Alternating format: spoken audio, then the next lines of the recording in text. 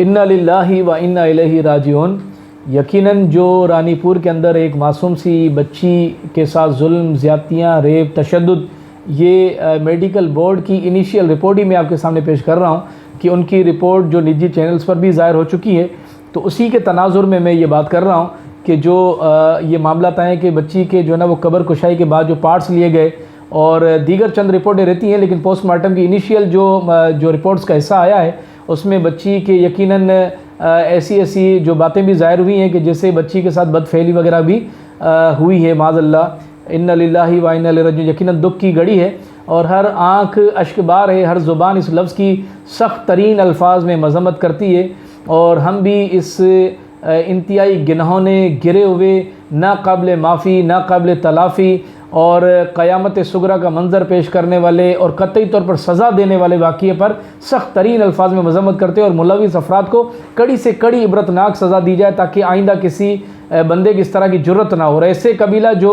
पीर घराना हो, यकीनन लोगों को ज़्यादा दुख इस बात पर हुआ कि ऐसा कबीला कि जो पीर घराना और उसमें इस तरह का वाक़या हो जाए, ये वाकई काबिल मज़म्मत वाक़या है। और हर पीर घराना, चाहे वो किसी भी पीर कबीले से हो, मखदूम हो, कुरैशी हो, सैयदों के कोई भी कबीले हों, राशिदी घराना हो, जीलानी हो, लकियारी हो, सरहंदी कबीला हो, जितने भी पीर घराने, तमाम के तमाम जितने भी अहले इल्म हज़रात हैं वो तमाम के तमाम इस वाक़ये की सख्त तरीन अल्फाज में मज़म्मत कर भी चुके हैं और कर भी रहे हैं और करते भी हैं और करनी भी चाहिए। यकीनन इसमें किसी को कोई दो राय नहीं है कि ये नाक़ाबिल माफ़ी वाक़या है और उसमें जो है ना वो बहुत ज़्यादा दुख देने वाले मनाज़िर बंदा बयान करने से क़ासिर है कि जो बच्ची जो ना घर के अंदर मुलाजिमा के तौर पर नन्ही सी मासूम सी बच्ची और उसके साथ इस तरह का फ़ेल होना और वो भी जो ना वो पीर घराने का बंदा करे तो बस अल्लाह माफ़ करे और अल्लाह सब्र दे वालिदैन को और जो इस मुलविस अफराद है उससे सख्त से सख्त सज़ा दी जाए।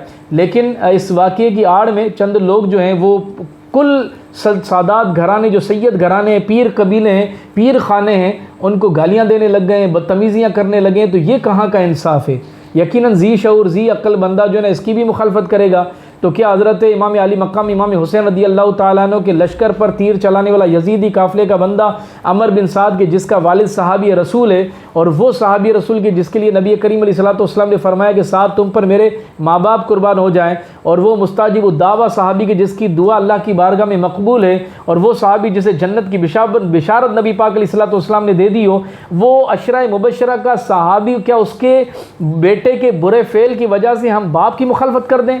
क्या हम हज़रत नूह के बेटे के बुरे फ़ेल की वजह से अल्लाह के नबी की मुखालफत माज़अल्लाह कर दें? तो क्या हम फ़िरौन की फ़िरौनियत की वजह से बीबी आसिया की मुखालफत शुरू कर दें? तो यकीनन हर जी अकल जी शऊर बंदा इसकी मुखालफत करेगा कि ये तो उसूल है दुनिया का और अल्लाह तबारक व तआला की हिकमत अमली है कि अच्छों में बुरे और बुरों में अच्छे पैदा हो जाते हैं। सैयदना सिद्दीक़ अकबर का ग़ुलाम अगर काफिर है तो उमैया बिन खल्फ का ग़ुलाम हज़रत बिलाल रदी अल्लाह ताला अन्हु थे। तो अगर फ़िरौन जो है ना वो फ़िरौनियत के तख्त पर अगर फाइज था तो उसकी बीवी जो है ना वो यकीनन बीबी आसिया जन्नती थी,